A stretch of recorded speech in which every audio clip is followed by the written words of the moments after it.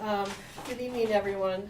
Today, a grand jury has indicted 4 people in the murder of Preston Lord. And before I discuss the details of these indictments, let me remind you that we are talking about the death of a 16-year-old boy. As I have said in the past, I have spoken with his family, and they are in agony. The loss of a child is unimaginable for most of us, but to live it is a whole new level of horror. I do want to say this to all of those who have continued to post innumerable, unfounded, ill-informed theories on social media. I hope you will pause and consider and evaluate the effect that you may have had on this family over the past several months. Because now you are about to see the crucial steps of the real legal process at work. This has taken months, but not because no one was working on it. Quite the contrary, and I'll say more about that in a moment. The following people were indicted today: Dominic Turner, William Owen Hines, Talon Renner, T-A-L-A-N, and Talon, T-A-L-Y-N, Vigil. Each of them is charged in the alternative with first-degree murder. Felony murder is the theory of the first-degree murder, and in the alternative, second-degree murder. In addition to that, Dominic Turner is charged with aggravated robbery. Each of the 4 is also charged with kidnapping. Arrest warrants were issued after the grand jury handed up the indictments, and the Queen Creek Police Department made arrests of these defendants. What has happened here today is a massive step forward in the quest for justice for Preston Lord. As you'll recall, Preston was beaten while attending a party on October 28, 2023. And he died 2 days later in a hospital. Since then, too many people have complained that nothing was happening, and the family heard that. To you, I say directly, you could not have been more wrong. From the night of the incident, the Queen Creek Police Department has spent hundreds of hours piecing together an extremely complex case that involved dozens of potential players, either suspects, witnesses, or other individuals with knowledge. Chief Bryce is here, and he'll talk to you about that more in a moment. From the time my office received the case in late December, likewise, my team has invested hundreds of hours logging and reviewing evidence. You've heard me say before that the police reports numbered in the thousands of pages, and that there were more than 600 pieces of video evidence that my prosecutors watched over and over and over. In addition, we asked for an investigative grand jury to review the case. Let me explain the difference between what you probably are familiar with as a traditional grand jury and an investigative grand jury. You are probably familiar with a situation in which a completed investigation is presented to a grand jury. It takes a portion of a day, and the grand jury decides whether or not there is probable cause in that case. An investigative grand jury is different. It can be used to conduct further investigation beyond the police investigation. For example, they can require witnesses to appear in front of them via subpoena.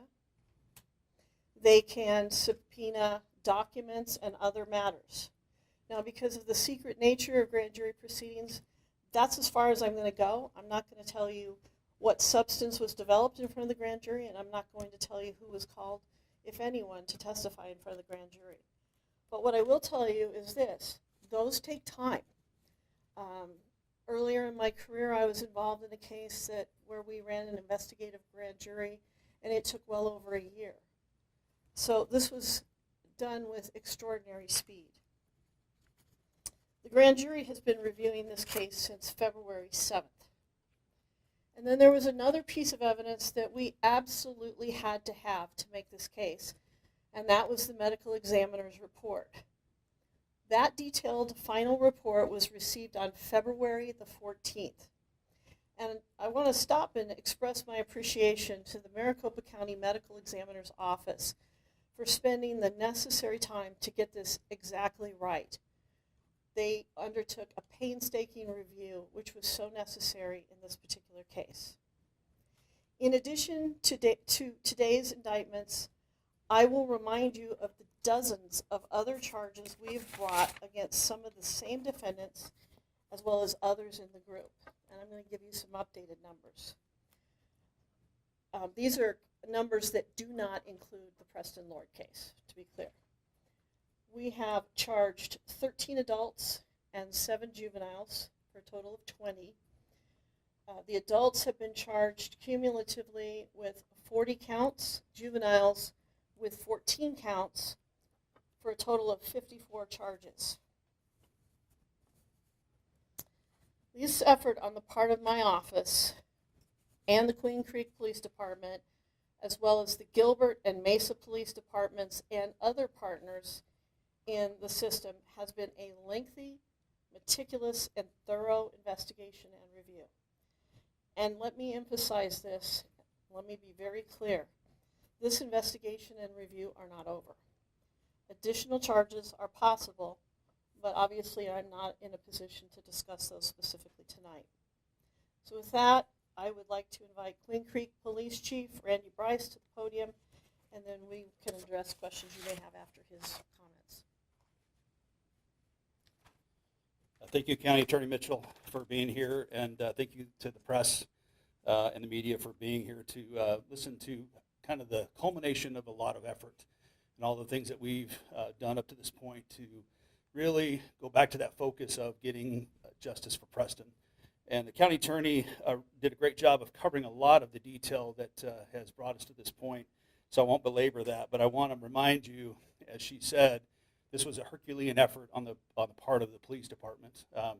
As many have said in media and social media, is that we're a brand new department, we're so young, but I will echo the things that have been said about us and say it again, is that we have a very experienced staff that is more than capable of handling these types of investigations, and they've done a wonderful job. I cannot say enough about my staff. They put in countless hours, blood, sweat, and tears to get to this point, and I'm very proud of what they've done. But as County Attorney Mitchell has said, we're not done. We have more to do. These 4 indictments are just the start, and we're going to continue to work to finish up this case and bring a whole conclusion to what we're doing. I would like to also say to the Maricopa County Medical Examiner, we appreciate so much the effort and the speed to which they provided that. I know a lot of the conversation started about that this is taking too long, and the frustration that was expressed through various means, not only about our investigation, the Maricopa County Attorney, but the other ancillary services that helped us with this. And I would echo what has been said, is this has been extremely fast in the scheme of how these investigations go. Homicides take a long time to investigate, and as the county attorney said already, it was complex because of the amount of people that we had to talk to and work with and to gather all the evidence that we needed. And it did culminate in hundreds and hundreds of pages. Actually said thousands, and she's correct. But again, I'd like to say thank you to my staff and everything that they've done so far. As you know, we did submit in late December, but we are very proud to say that the Maricopa County Attorney's Office done a wonderful job of expediting what they needed to do, but to make sure that they got to the point where they were comfortable, they reviewed everything, and they did an extraordinarily wonderful job to get us to this point where we're just stepping off to the next step. And I think that was well said, is we're not done. This is just the first step into a long process. I would also like to say to the family, we thank you for your patience. We thank you for your support. The family has been at our side and helping us throughout this. And I, too, are frustrated by some of the things that they've had to endure as we have gone through this process, some of the things that they've seen. But they have been undaunted and have helped us throughout this, and I appreciate that. As was said, we received the warrants late this morning, early afternoon, and we started an operation, days ago to provide the surveillance that we need to get the routines so that when we went to do the apprehensions that we were prepared. But as you know, we have to constantly adapt and change as we go through these operations. But it was a very good operation today. We were able to take that many into custody. Again, we still have more to do. I'd like to say thanks to the teams that were out there and some of the other agencies that have helped us to get to this point, and some of the assistance we received today. Again, we'll have more to come, but I'd like to say again thank you to the public as well for all the stuff that you've provided us, all the help and assistance. And we continue to get tips, even though we've been to this point. We continue to process those things, but we will be vigilant in finishing up this case. But I'd like to say thank you to them as well. But we'd ask that we continue to be focused on what's important and not, as the county attorney said, be careful about some of the allegations and theories that are put forward. So this is all about making sure that we get justice for Preston and to close out that chapter in the lives of this family. And then moving forward, and we've talked about this numerous times, is to make sure that we are setting up our community and the communities around here with the proper tools and means to make sure that we can handle and manage teen violence and really get to the root of what the problem is. So thank you, and I think we'll take questions at this point. Are all four in custody, and what are the ages? So yes, all four are in custody. Don't have the exact ages on the top of my head, but we have, let's see, there is 3 juveniles and 1 adult right now. Police submitted charges against 7 individuals in December. Today you announced the indictment of 4. Can you give an update on the remaining 3? I'll just simply say that the investigation, as I said, is ongoing. We're not done yet.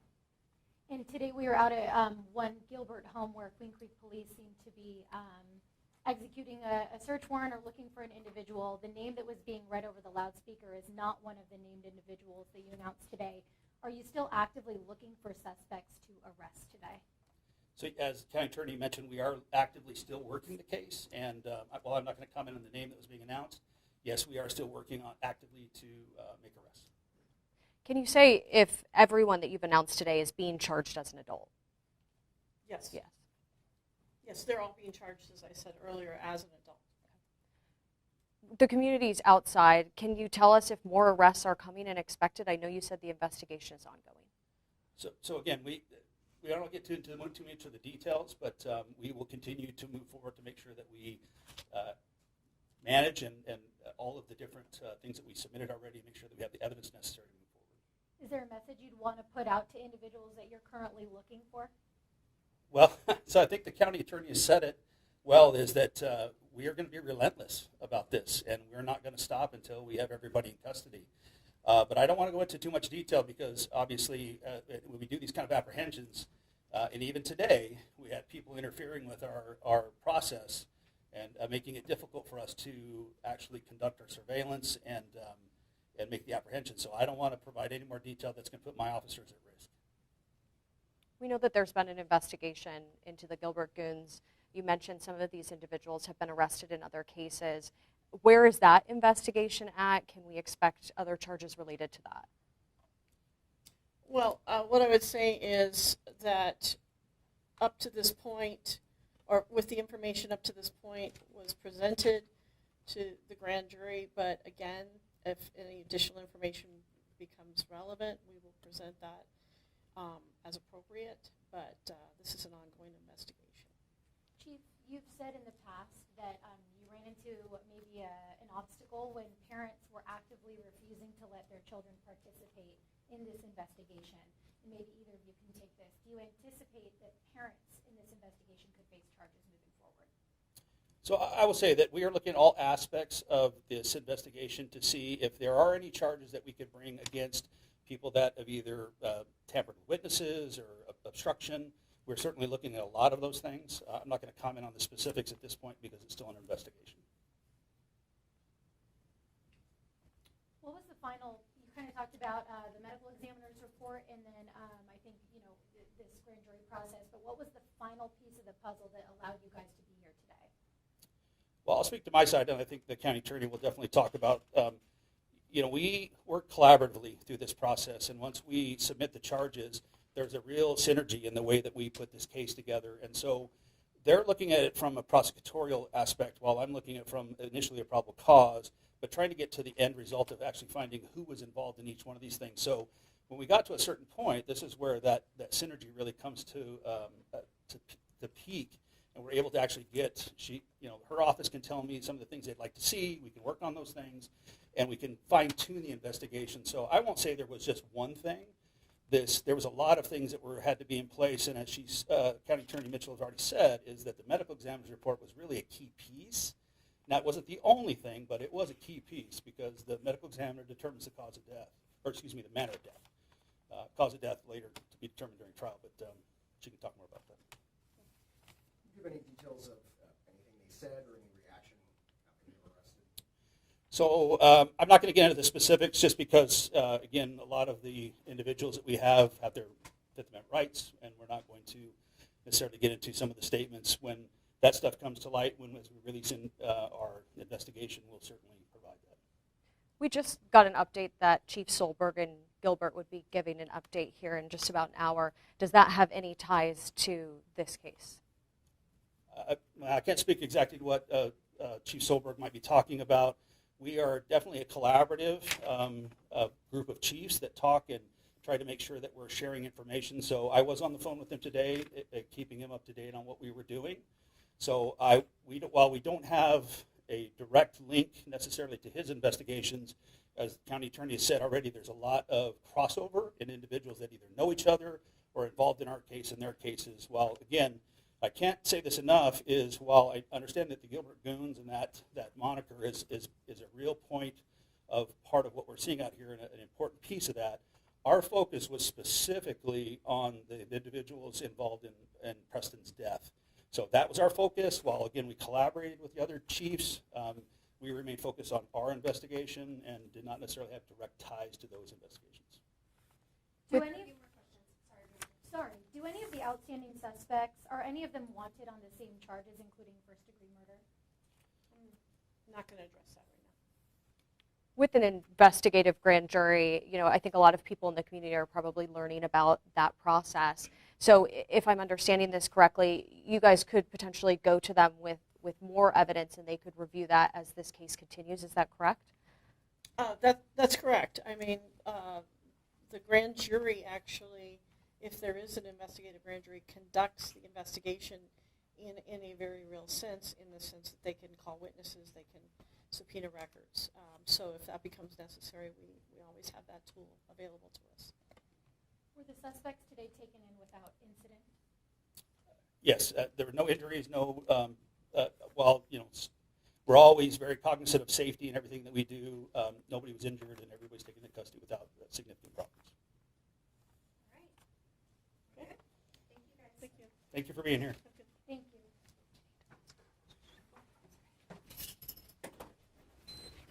Question for you. Sorry, my thing's going off. We were at that location. They were saying the name. Is